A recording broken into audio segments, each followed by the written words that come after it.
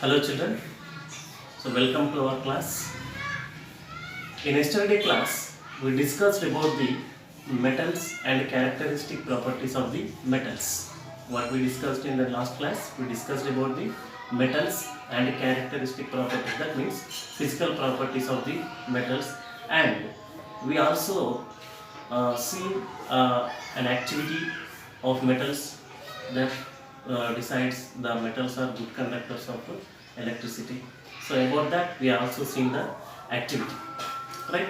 In today's class, what we are going to discuss means, in today's class we are going to discuss about the non-metals. What we are going to discuss? We are going to discuss about non-metals, right?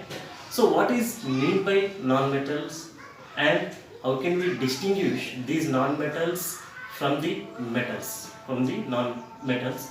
So these things we are going to discuss in this class. So before going to the distinguish of non-metals from the metals, first we have to see what is meant by non-metal and what is the definition of the non-metal, where these non-metals are present in the modern periodic table. So see that. So generally, if you observe the modern periodic table, in this modern periodic table, the non-metals are appeared in blue color. The non-metals are appeared in blue color. That means the blue colored elements which we are observing in this modern periodic table, so those all are what here?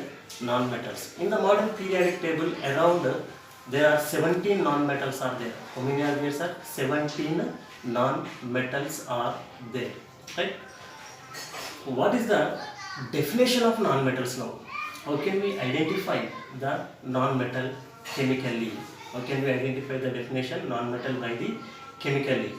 So based on the chemical reaction, we can define the non-metal as the elements which acquires negative charge on it. The elements which acquires negative charge on them by gaining of electrons. By gaining of electrons. Once again I am repeating, the elements which acquire negative charge on them by gaining of electrons are called as non-metals.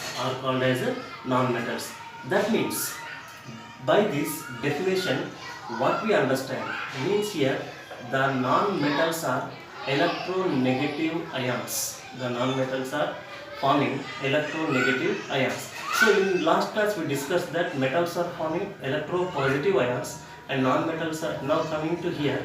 The non-metals are forming electronegative ions. So this electronegativity is occurring due to gaining of electrons. That means if an atom has one negative charge on it, means it gains how many number of electrons? It gains one number of electron. So for example, if you see here, Cl minus, what is that, sir? Here Cl minus. So Cl minus means, so here what happens, sir? Here actually Cl is nothing but chlorine. So the atomic number of chlorine is 17. It contains how many number of electrons? 17 electrons. That means its atomic number is 17. So what is the difference between Cl and Cl minus? So here Cl is a neutral atom and Cl minus is electronegative ion of chlorine. Right? So in the Cl, it has 17 electrons, but coming to the Cl minus, it consists with 18 electrons. Right? So if you take one more example, and if you observe the structure of fluorine atom, the symbol of the fluorine is F. What is the symbol of the fluorine? F. What is the atomic number of the fluorine? The atomic number of fluorine is 9. What is the atomic number, sir? 9. So atomic number is nothing but the number of electrons or protons present in the atom. The number of electrons or protons present in the atom is called as atomic number. number. That means the atomic number of fluorine is 9. Means how many number of electrons it consists with? It consists with 9 number of electrons. And how many number of protons it has? It also have 9 number of protons. 9 number of protons, right? So what is the charge present on the fluorine ion? That means which charge it will form. So fluorine is a non-metal. Fluorine is a non-metal. So due to the non-metallic character, it is ready to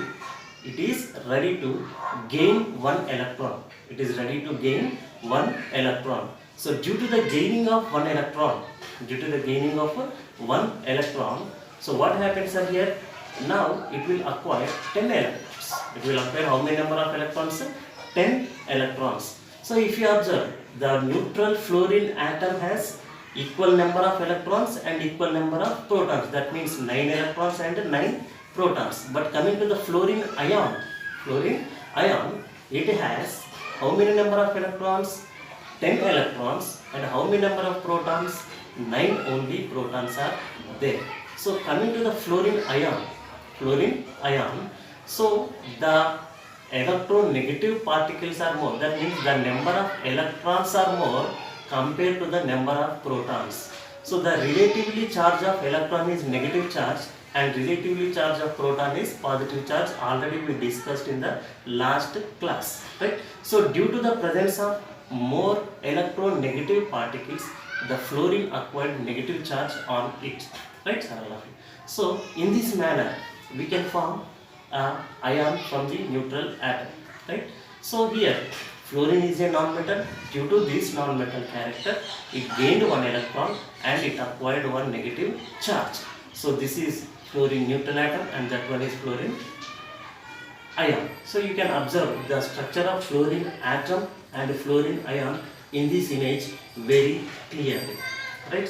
So this is the definition about non-metals. Now coming to the characteristic properties. That means what are the physical properties are there for non-metals to distinguish from the metals. The same physical properties which we learned for the metals, here also we are going to discuss. Now we are going to discuss the first physical property, that is state. What is that, sir? Here state, that means physical state.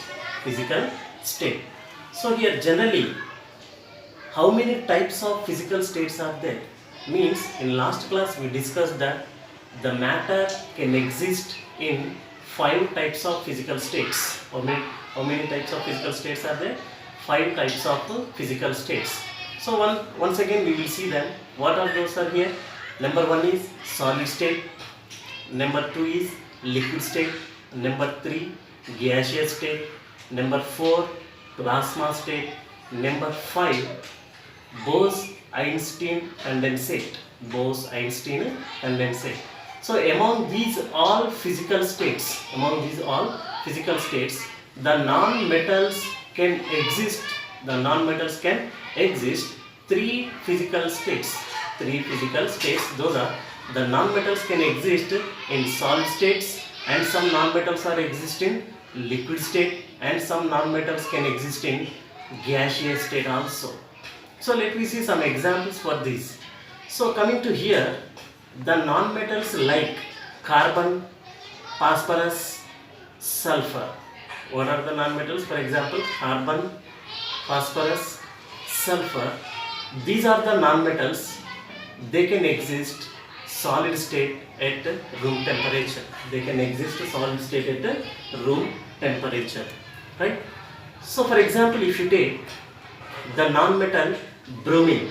What is the non-metal, sir? That is bromine. The symbol of the bromine is Br. What is the symbol of the bromine? Br. So Br. So the bromine can exist liquid state at room temperature.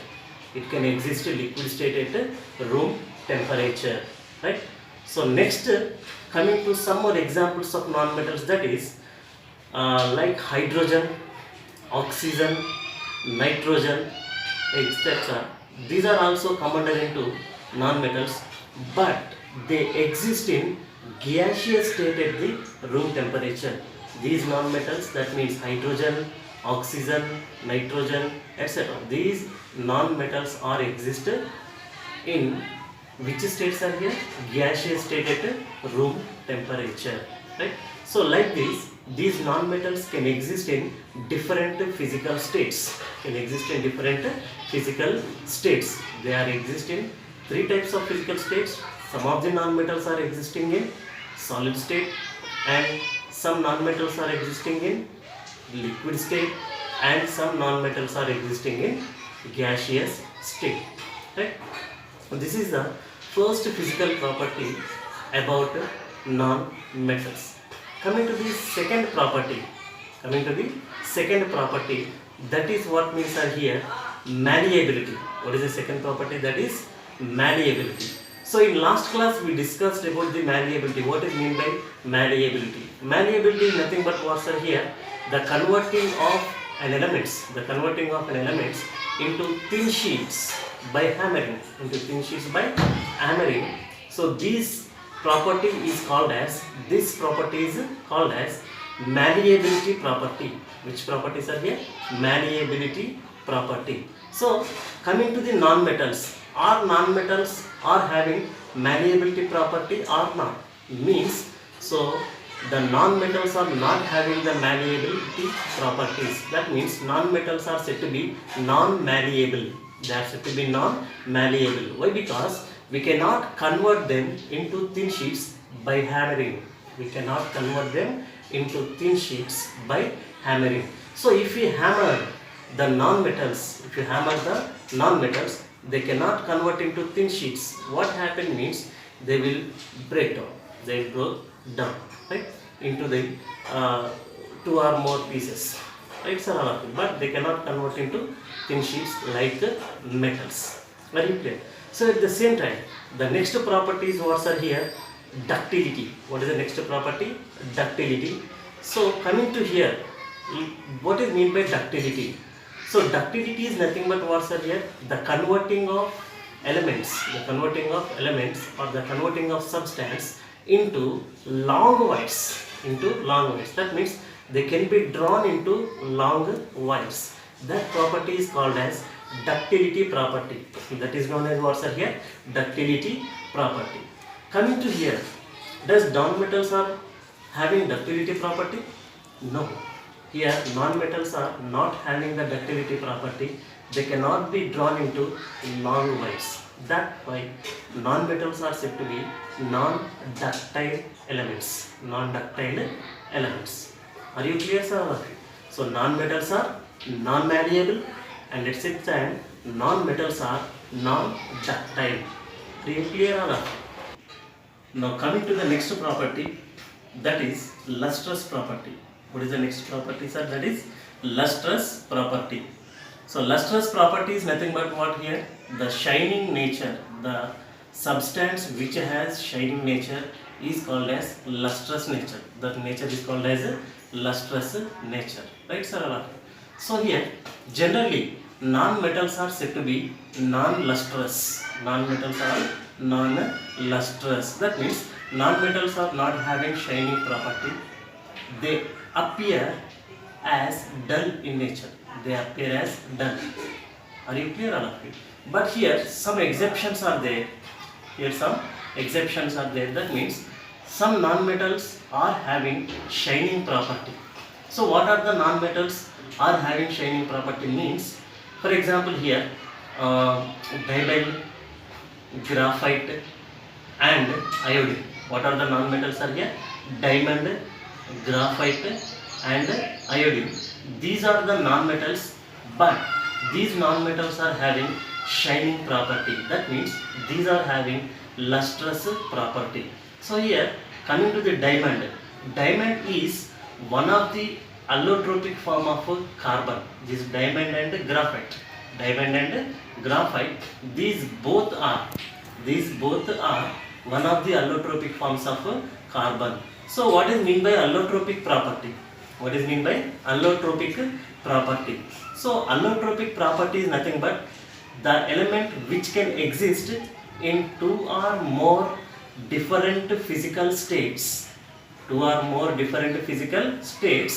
but they have more or less chemical properties, more or less same chemical properties. Once again I am repeating the definition. What is the definition?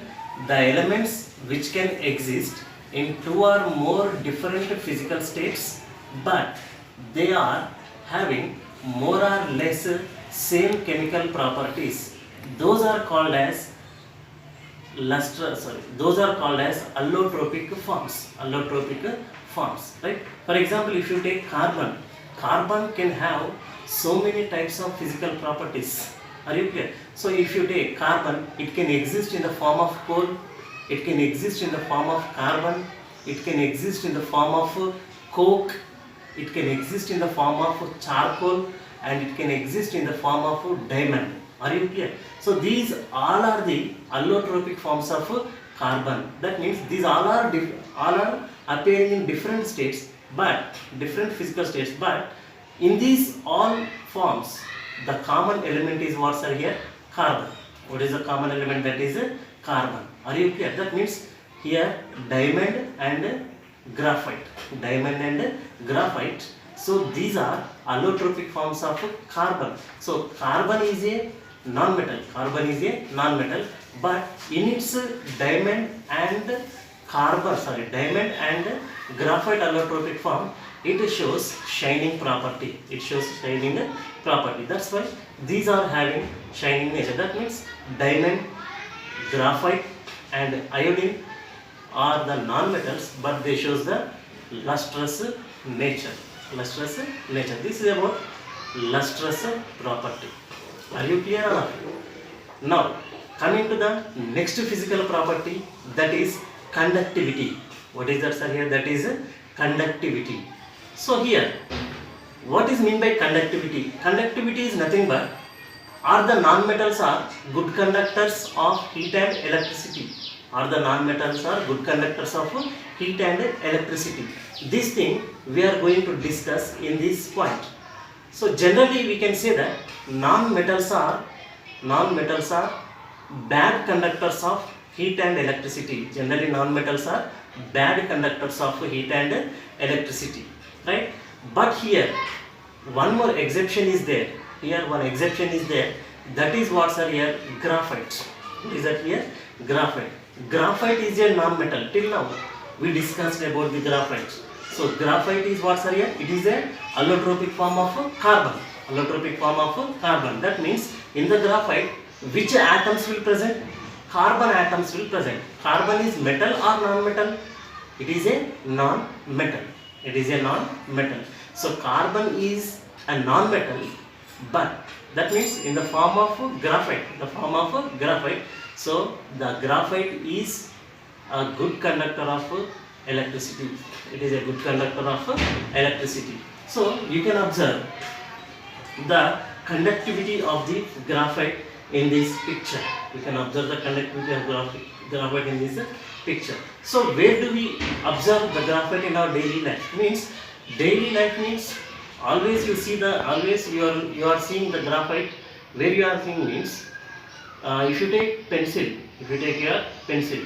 So what is the black colored substance? That means that is what, sir? Here graphite. What is that?